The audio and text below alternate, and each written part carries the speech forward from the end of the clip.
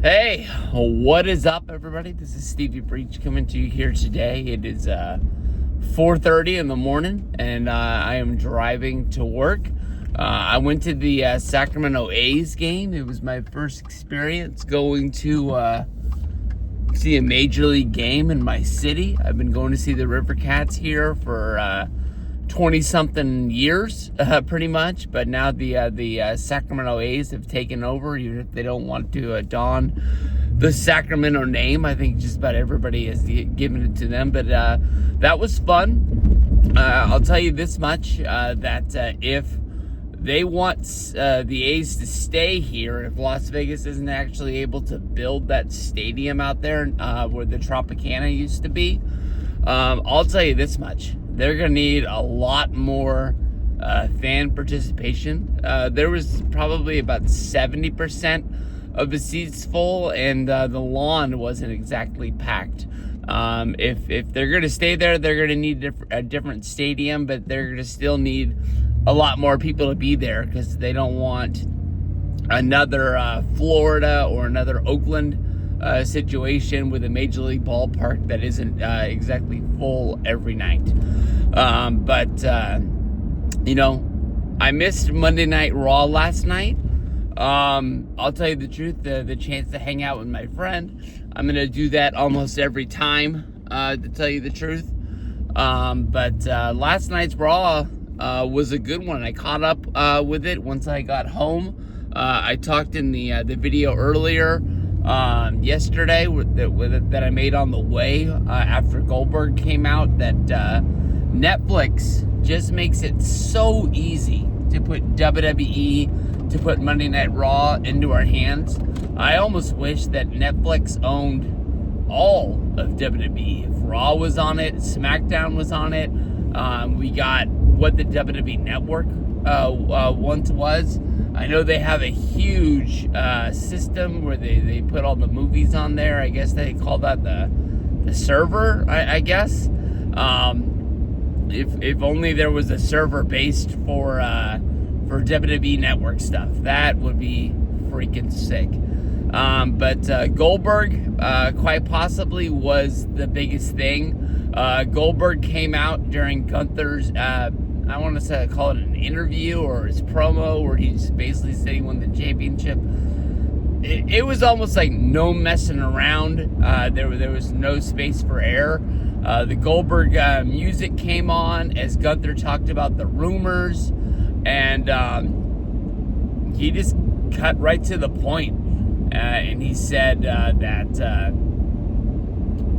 you insulted me in front of my family. I'm coming for you. It wasn't challenging him, like telling him, like, hey, I want to fight you. It was telling him, like, bold to the point. Saturday night's main event, Atlanta, July, I think it's the 12th. It's on. You're next. And it's going to be Goldberg's last time. It's going to be Goldberg's last match. I hope it's what he's looking for. I mean, it's not like a big pay-per-view like WrestleMania or something like that. I don't think he really cares what we think. I think it's all about him, his family, and that's the most important thing. I just honestly remember, what was it, Super Showdown or something like that with Goldberg and Undertaker. That match should have been so easy. Two veterans just getting in there, and it's just, they didn't click. It didn't work. I haven't seen all of that Undertaker documentary. I need to bust that out someday. It seems like that's something I could just watch in a day and just be done with it. But I know at one point he kind of like doubts himself. Like, was that my fault? Am I losing it? And it's kind of one of the things that led to Undertaker retiring from wrestling. Something that came so easy all of a sudden was work. And, that would be fun to see. But I just hope that Goldberg goes out there and has a damn good match on Saturday night's main event, because I'm pumped for it. Main event was the Fatal 4-Way that was won by Jey Uso. Cody Rhodes had to come down there to kind of like even out the odds because Seth Rollins was down there with his boy Bronson Reed. With Jey Uso winning this match, it's setting up a huge match of Jey Uso versus Cody Rhodes. And then if you look at the other side, it's Sami Zayn versus Randy Orton. And the winner of that match faces the winner on the other side. Everybody thinks that it's going to be Cody Rhodes winning this tournament. Cody Rhodes will go to SummerSlam. He'll get his rematch against John Cena. Kids. And we'll see where we go from there. But if Cody's going to fight Jey Uso, he's going to fight his best friend in WWE, it seems. And then I think on the other side, it looks like Randy Orton's going to win. He's going to have to fight his mentor in the final in order to get his championship shot. And both of those guys are gunning for the championship. Cody wants to win his belt back that he lost at WrestleMania 41. Randy Orton wants to get another title.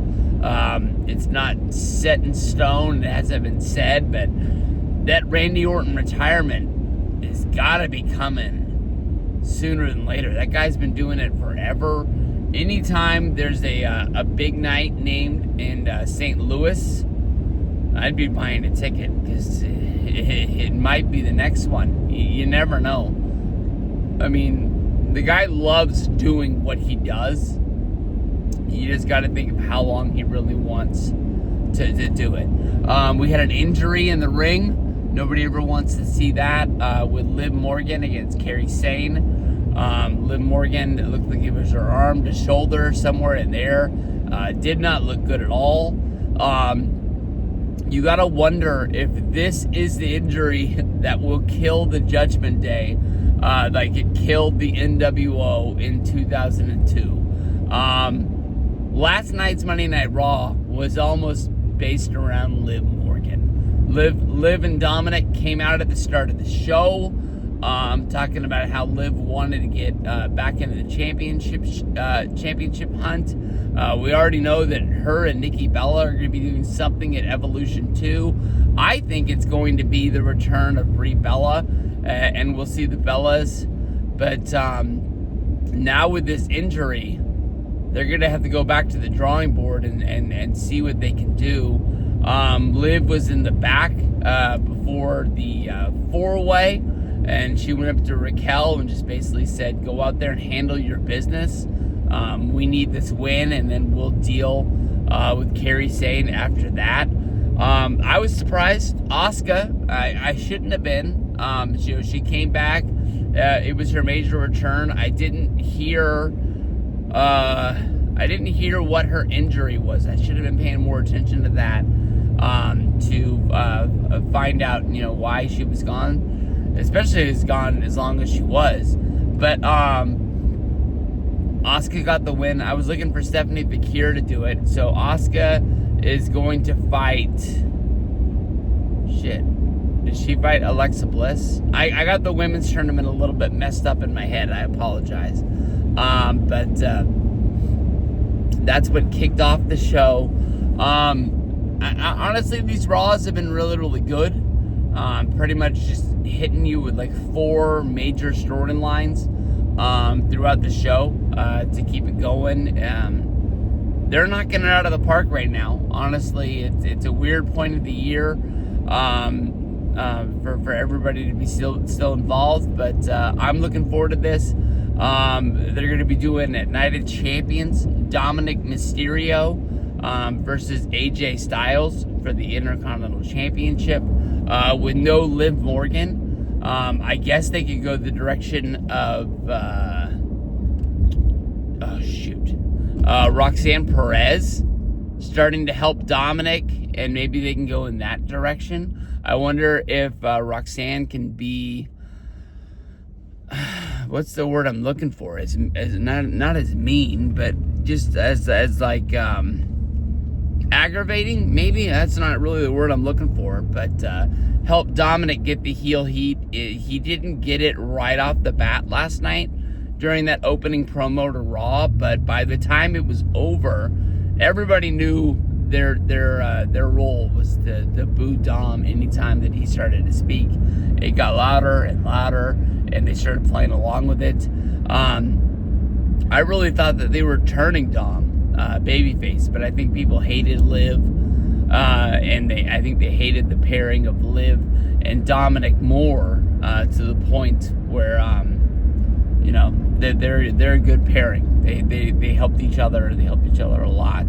Hopefully, it's not the end of Dominic's Intercontinental title run just because she's not there. Hopefully, they can kind of transition. But I hope it doesn't blow up the Judgment Day storyline. So, I'm almost at work.